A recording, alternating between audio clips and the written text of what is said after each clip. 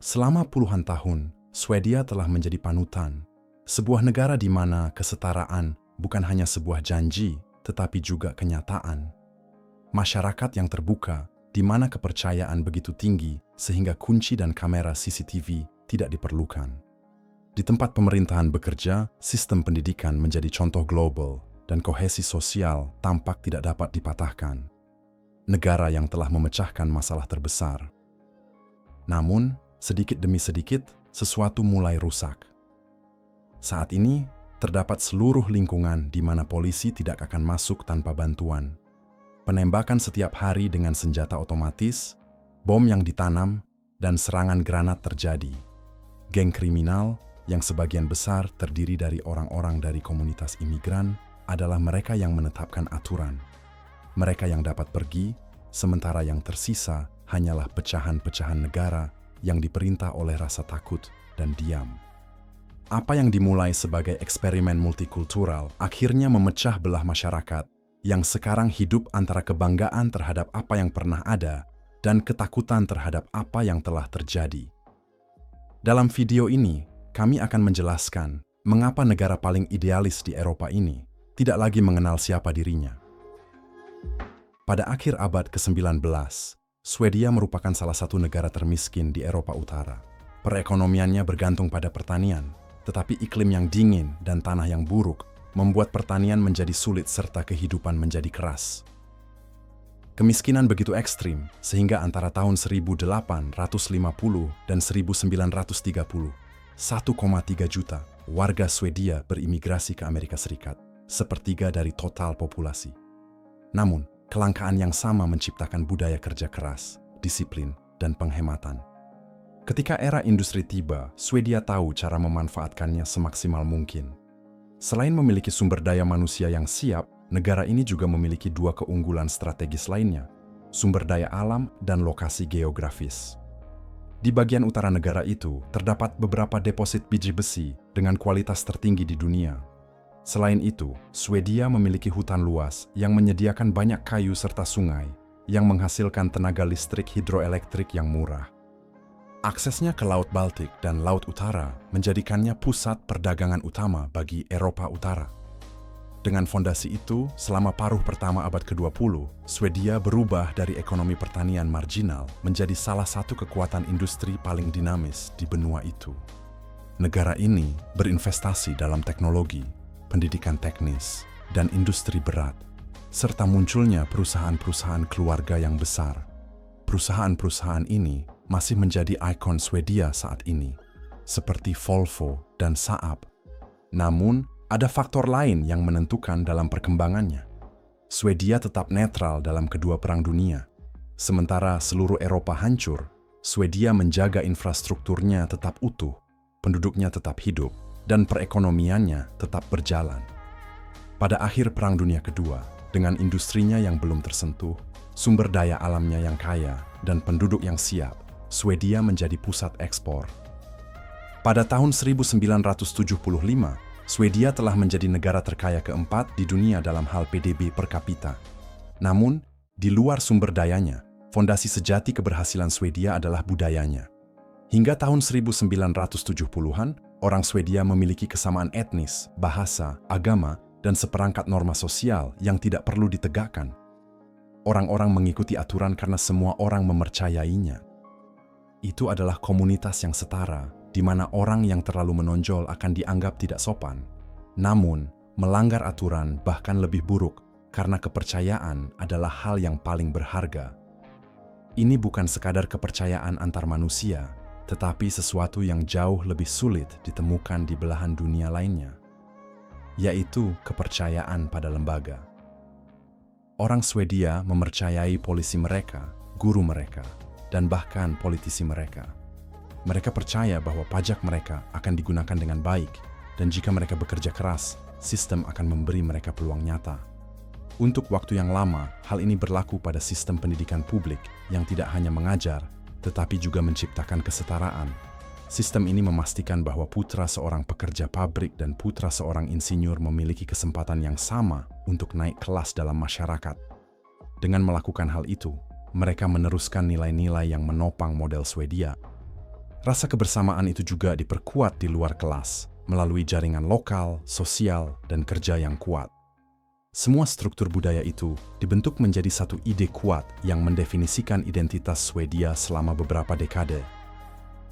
Fulham atau rumah rakyat. Ini adalah visi suatu masyarakat yang bekerja seperti keluarga besar, di mana setiap orang saling menjaga satu sama lain. Namun, seperti dalam keluarga manapun, solidaritas itu juga disertai tanggung jawab untuk berkontribusi, berperilaku baik, dan menghormati aturan bersama. Model Swedia berhasil karena merupakan kontrak sosial antara orang-orang yang berbagi nilai-nilai, aturan, dan rasa memiliki yang kuat.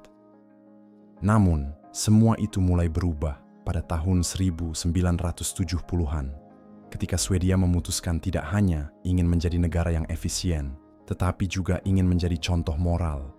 Perubahan pola pikir itu memiliki nama Olof Palme, seorang politikus idealis karismatik yang sangat kritis terhadap imperialisme Amerika, apartheid Afrika Selatan, dan kediktatoran militer di Amerika Latin.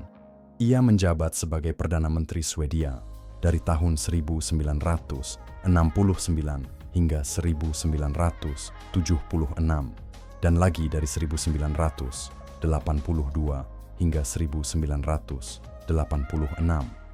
Menurut pandangannya, Swedia harus menjadi hati nurani moral Barat. Tidak cukup hanya bersikap netral.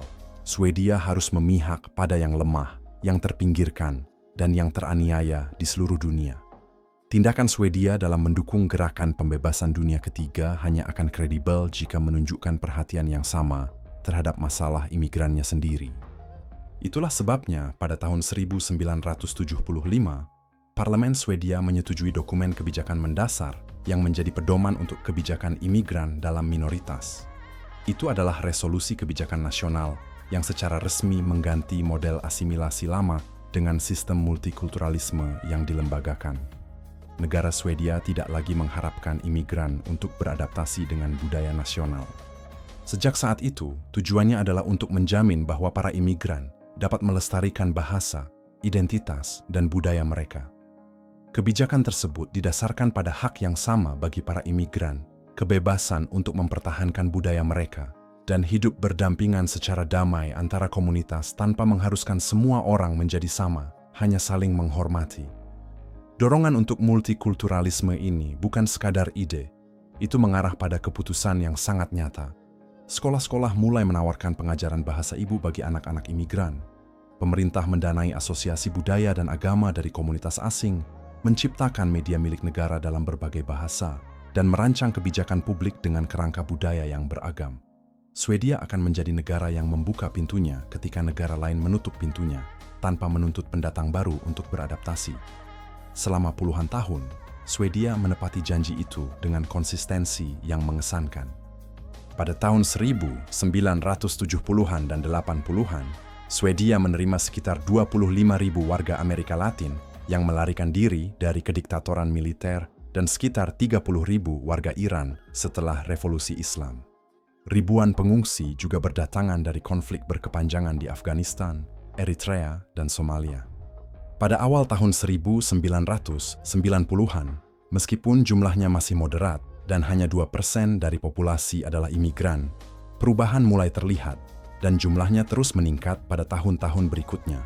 Swedia menyambut puluhan ribu pengungsi dari Perang Balkan, lebih dari 80.000 orang dari Bosnia saja antara tahun 1992 dan 1994. Pada akhir abad ini, lebih dari 1 juta orang yang tinggal di Swedia lahir di luar negeri, yang merupakan sekitar 11% dari total populasi. Pada tahun 2000-an, tren ini berlanjut. Tahun demi tahun, Swedia terus menerima puluhan ribu imigran dan pengungsi Muslim dari negara-negara seperti Irak, Afghanistan, dan negara-negara di tanduk Afrika. Pada tahun 2010, negara ini telah menerima hampir 1,4 juta imigran, mewakili 14,3% dari populasi Swedia. Di banyak lingkungan perkotaan, penduduk asli Swedia sudah menjadi minoritas, dan segregasi, pengangguran, serta perbedaan budaya menjadi lebih jelas. Titik kritis terjadi pada tahun 2015. Tahun itu, saat puncak krisis migrasi Eropa, Swedia dengan hanya 10 juta penduduk menerima 163.000 permohonan suaka hanya dalam 12 bulan. Kebanyakan dari mereka berasal dari Suriah. Ini adalah tingkat per kapita tertinggi dari seluruh anggota Organisasi untuk Kerjasama dan Pembangunan Ekonomi atau OECD. Kantor suaka kewalahan. Pemerintah daerah harus mendirikan tempat penampungan darurat, pusat kebugaran, hotel, dan pusat komunitas, sementara sistem sekolah dan perawatan kesehatan tidak mampu mengatasinya. Pada tahun 2024, 20% penduduk Swedia adalah imigran. Ini adalah transformasi besar demografi negara hanya dalam beberapa dekade. Namun, masalah imigrasi Swedia bukan hanya tentang jumlah. Model penyambutan Swedia didasarkan pada gagasan bahwa pemerintah dapat mengelola integrasi dari atas ke bawah, seperti proses administratif lainnya. Para migran dikirim ke daerah-daerah di mana mereka tidak mengenal seorang pun, di mana tidak ada pekerjaan, dan di mana bahkan penduduk setempat tidak tahu bagaimana menerima mereka. Tidak seperti negara Eropa lainnya, Swedia memberikan kewarganegaraan tanpa tes bahasa, tanpa memerlukan pekerjaan, dan tanpa memeriksa catatan kriminal secara serius. Anda hanya perlu hadir secara fisik di negara tersebut selama jangka waktu tertentu. Sejak hari pertama, seorang imigran memiliki akses ke perumahan bersubsidi, perawatan kesehatan gratis, pendidikan, tunjangan pengangguran, dan kursus pelatihan berbayar. Namun perlahan-lahan, sistem yang sama yang pernah membantu orang Swedia akhirnya menjadi perangkap tak terlihat bagi para imigran karena sistem tersebut menghambat mereka. Contoh yang jelas adalah kasus imigran Iran yang datang ke Swedia selama tahun 1980-an dan 90-an untuk melarikan diri dari rezim Islam. Banyak dari mereka berpendidikan tinggi, kelas menengah, dan memiliki pengalaman profesional. Namun, begitu di Swedia, hanya 18% yang berhasil memasuki dunia kerja. Rata-rata, mereka memperoleh penghasilan 35% lebih rendah dari orang Swedia. Di Amerika Serikat, imigran Iran dengan latar belakang serupa selama periode yang sama tidak hanya terintegrasi, tetapi juga memperoleh penghasilan rata-rata 36% lebih banyak daripada penduduk asli Amerika. Perbedaannya bukan pada imigran, tetapi pada sistem yang menerima mereka. Di Swedia, lebih dari 60% pekerjaan ditemukan melalui kontak informal, seperti teman, keluarga, atau mantan teman sekelas. Namun, para pendatang baru tidak memiliki jaringan tersebut. Tanpa bahasa, tanpa referensi, dan tanpa ikatan sosial, pintu menuju pekerjaan tertutup. Akibatnya, saat ini setengah dari seluruh imigran non-barat di Swedia menganggur. Di antara mereka yang memiliki pekerjaan, banyak yang bekerja sampingan dengan gaji rendah dan tidak ada peluang real untuk naik jabatan. Selain itu, mereka menerima 9 kali lebih banyak tunjangan pemerintah daripada penduduk asli. Bukan karena mereka tidak mau bekerja, itu karena sistem gagal menuntut apa yang dibutuhkan agar mereka dapat terintegrasi sepenuhnya. Alih-alih mendorong orang menuju kemandirian, model Swedia justru membuat mereka terjebak, menciptakan lingkungan di mana Anda tidak perlu berintegrasi untuk bertahan hidup. Para imigran kehilangan motivasi untuk mempelajari bahasa, urgensi untuk mencari pekerjaan, dan bahkan kebutuhan untuk memahami aturan-aturan masyarakat yang tidak terucapkan. Apa yang dimulai sebagai perlindungan berubah menjadi pengucilan, dan masyarakat Swedia terpecah menjadi dua. Ada lingkungan di mana penduduk asli Swedia hampir tidak ada, di mana bahasa Swedia bukan lagi bahasa utama, dan di mana norma-norma sosial diatur oleh kode-kode mereka sendiri yang terpisah. Inilah yang disebut utsatta områden atau daerah rentan. Daerah-daerah tersebut meliputi tempat seperti Rinkeby di Stockholm, Rosengård di Malmö, atau Angered di Gothenburg, di mana terjadi pengucilan sosial, pengangguran, dan rendahnya tingkat pendidikan bercampur dengan meningkatnya kejahatan terorganisasi dan penolakan terhadap otoritas. Pada awal tahun 2010-an, hanya ada sekitar selusin area seperti itu. Namun, tahun demi tahun, daftarnya bertambah. Pada tahun 2015, jumlahnya mencapai 55. Dalam laporan resmi tahun 2023, jumlahnya mencapai 59, dengan 17 diantaranya diklasifikasikan sebagai sangat rentan. Tahun itu, sekitar 550.000 orang, sekitar 5% dari populasi, tinggal di salah satu area ini. Ada lingkungan di mana layanan publik hanya berfungsi sebagian waktu, di mana polisi menghadapi tantangan serius dalam beroperasi, dan di mana hukum digantikan oleh intimidasi dari kekuatan informal geng kriminal. Yang paling mengkhawatirkan bukanlah bahwa area-area ini ada, tetapi bahwa mereka terus ada. Dalam banyak kasus, ini adalah lingkungan yang sama yang tercantum dalam laporan pertama lebih dari 1 dekade lalu. Mereka tidak menghilang. Sebaliknya, mereka telah mengakar sebagai kantong-kantong paralel dalam negara Swedia. Ini adalah akibat langsung dari model yang gagal mengintegrasikan siapapun. Contoh yang jelas adalah sistem sekolah yang tidak dibangun untuk menangani keberagaman yang begitu luas. Prinsip kesetaraan pendidikan di Swedia berhenti berlaku ketika siswa yang fasih berbahasa Swedia ditempatkan di kelas yang sama dengan siswa lain yang tidak berbicara bahasa Swedia sama sekali. Solusi resminya adalah dengan menjaga mereka tetap bersama, dengan harapan bahwa berbagi ruang akan mengarah pada inklusi. Namun, dalam praktiknya, campuran itu tidak meningkatkan standar, malah menurunkannya. Hasilnya mengkhawatirkan. Swedia, yang dulu menduduki peringkat teratas dalam penilaian internasional, kini mengalami penurunan kinerja yang terus-menerus. Dalam laporan PISA tahun 2022, 25% siswa berusia 15 tahun di Swedia gagal mencapai tingkat dasar keterampilan matematika, dan sekitar 24% juga tidak mencapai tingkat tersebut dalam pemahaman membaca. Sekolah negeri di daerah rentan tidak hanya gagal berintegrasi, tetapi juga gagal mengajar.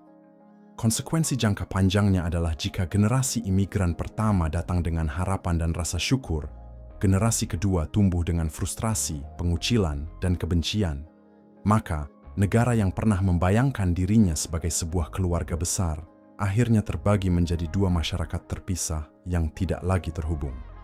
Satu kelompok masih bekerja dengan pekerjaan yang stabil, lembaga yang kuat, dan kepercayaan terhadap masa depan. Kelompok lainnya bertahan hidup di pinggiran, terjebak antara ketergantungan pada tunjangan kesejahteraan, pekerjaan tidak tetap, dan pengucilan. Untuk waktu yang lama, para pemimpin politik Swedia berbicara tentang tantangan, masalah yang terisolasi, dan proses yang sedang berlangsung. Mereka menghindari penggunaan kata-kata seperti krisis atau kekerasan. Namun, mulai tahun 2015, masalah kekerasan tidak dapat disembunyikan lagi. Apa yang dimulai sebagai kantong-kantong kecil kejahatan di lingkungan miskin berubah menjadi jaringan struktural kejahatan terorganisasi dengan jangkauan nasional, kendali teritorial, dan koneksi di dalam negara itu sendiri. Saat ini, Swedia tidak lagi dibandingkan dengan negara-negara tetangga Nordiknya, tetapi dengan negara-negara di dunia berkembang. Pada tahun 2022, tingkat kejahatan dengan senjata api di Stockholm sekitar 30 kali lebih tinggi daripada di London jika disesuaikan per kapita. Dan penggunaan senjata otomatis serta eksekusi di depan umum telah menjadi berita rutin. Granat tangan telah digunakan dalam puluhan serangan di wilayah perkotaan, membuatnya lebih tampak seperti zona perang daripada demokrasi Skandinavia. Geng-geng merekrut remaja, bahkan anak di bawah umur, yang tinggal di lingkungan terpisah tanpa panutan, tanpa harapan, dan tanpa ikatan dengan masyarakat lainnya. Kaum muda ini mudah direkrut oleh jaringan kriminal yang menawarkan status, uang, dan rasa memiliki sebagai imbalan untuk bekerja sebagai tentara, kurir, pengintai, atau pembunuh bayaran. Menurut pernyataan resmi yang diterbitkan oleh pemerintah Swedia, total ekonomi kriminal menghasilkan antara 100 hingga 150 miliar kronor Swedia per tahun. Ini setara dengan sekitar 9 hingga 13,5 miliar dolar Amerika setiap tahunnya. Namun, yang paling mengkhawatirkan adalah bahwa kekerasan tidak lagi terbatas di jalanan, karena kejahatan terorganisasi di Swedia telah memasuki negara tersebut. Jaringan kriminal telah mempelajari cara mengeksploitasi sistem kesejahteraan Swedia, sistem yang sama yang dirancang untuk membantu mereka yang paling rentan. Mereka memalsukan dokumen, membuat identitas palsu, mendirikan perusahaan palsu, memanipulasi catatan kehadiran, dan mengakses tunjangan sosial secara curang. Tujuannya bukan lagi hanya untuk menguasai wilayah, tetapi juga untuk menangkap sumber daya publik. Ini berarti bahwa kejahatan di Swedia tidak lagi dapat bertahan melawan sistem. Sekarang ia bertahan hidup di luar sistem. Itulah sebabnya dampaknya tidak hanya ekonomi, tetapi juga menghancurkan kepercayaan rakyat terhadap negara, pilar yang menopang masyarakat Swedia selama puluhan tahun. Namun, kekerasan bukan hanya kesalahan mereka yang melakukannya. Itu juga kesalahan mereka yang membiarkannya tumbuh. Karena kejahatan tidak muncul dalam semalam, itu adalah hasil logis dari puluhan tahun pengecualian dan kebijakan yang gagal, dan yang terutama, diam. Dalam demokrasi modern, masalah tidak diselesaikan dengan mengabaikannya. Namun, itulah yang dilakukan Swedia selama lebih dari 1 dekade. Dari pertengahan tahun 2000-an hingga akhir tahun 2010-an, negara Swedia berhenti menerbitkan data tentang hubungan antara kejahatan dan latar belakang etnis. Selama 15 tahun, besarnya masalah disembunyikan oleh pilihan politik. Argumen resmi adalah bahwa penerbitan data ini dapat memicu stigma, meningkatkan xenofobia, dan memberikan amunisi kepada kelompok sayap kanan. Namun, dalam praktiknya, yang dilakukan adalah menghalangi diagnosis jujur tentang apa yang sedang terjadi.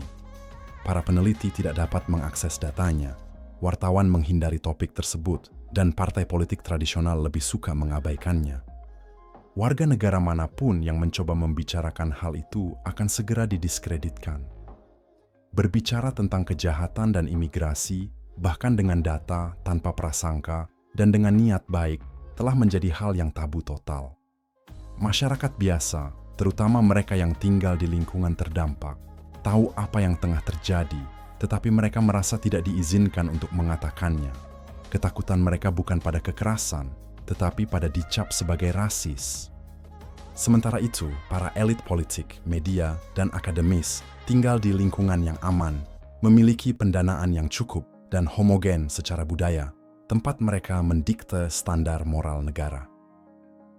Hasilnya adalah perpecahan yang mendalam dalam perdebatan publik. Swedia terbagi antara mereka yang mengalami masalah dan tidak dapat membicarakannya, dan mereka yang banyak bicara tetapi tidak mengalaminya. Keheningan yang berkepanjangan itu dipadukan dengan perasaan bahwa para elit tidak mendengarkan, tidak mengerti, atau sekadar mengingkari kenyataan, tidak akan berlangsung selamanya.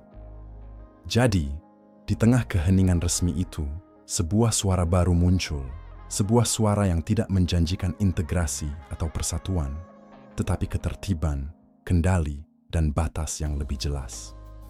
Bagi banyak orang, ini adalah pertama kalinya selama bertahun-tahun seseorang mengatakan apa yang mereka alami, dan rasa frustrasi itu akan menemukan jalan keluar di kotak suara. Dalam pemilu tahun 2018, Partai Demokrat Swedia, sebuah partai nasionalis yang secara terbuka anti-imigrasi, memenangkan 17,5% suara nasional, menjadi partai terbesar ketiga di parlemen. 4 tahun kemudian, pada pemilu tahun 2022, dukungan mereka tumbuh menjadi 20,5%, menjadikan mereka partai dengan suara terbanyak kedua. Yang menonjol bukan hanya jumlah suara, tetapi siapa yang memilihnya. Bukan orang-orang tua dari daerah pedesaan. Sebagian besar suara berasal dari kaum muda yang lahir dan besar di Swedia. Banyak dari mereka menempuh pendidikan di sekolah negeri yang aktif mempromosikan nilai-nilai multikulturalisme. Anak-anak yang diberitahu bahwa mereka hidup dalam masyarakat yang setara, bahwa keberagaman adalah kekuatan, dan bahwa kesulitan apapun yang mereka hadapi hanyalah prasangka yang harus diatasi, tetapi pengalaman sehari-hari mereka sangat berbeda. Mereka menghadapi kelas-kelas yang terbagi, konflik yang terus-menerus, guru yang tidak siap, dan sistem yang meminta mereka untuk beradaptasi tanpa menawarkan jawaban. Namun, mereka bukan satu-satunya. Pergeseran politik di Swedia mencakup berbagai generasi, jenis kelamin, kelas sosial, dan wilayah. Apa yang tadinya marginal kini menjadi arus utama karena model Swedia tidak gagal dalam semalam. Ia gagal perlahan-lahan di depan jutaan warga yang menyaksikan keruntuhannya dalam kehidupan mereka sehari-hari. Kota-kota tetap terbagi, sekolah tetap terpisah, dan politik tetap terpolarisasi. Suatu masyarakat tidak hanya disatukan oleh hukum dan subsidi, tetapi oleh sesuatu yang jauh lebih rapuh, yaitu rasa memiliki. Ketika ikatan tak kasat mata itu putus, tidak peduli seberapa kayanya suatu negara, seberapa efisien lembaganya, atau seberapa murah niat hatinya, mimpi tentang rumah yang nyaman untuk ditinggali bersama bisa berubah menjadi tempat yang penuh dengan orang asing.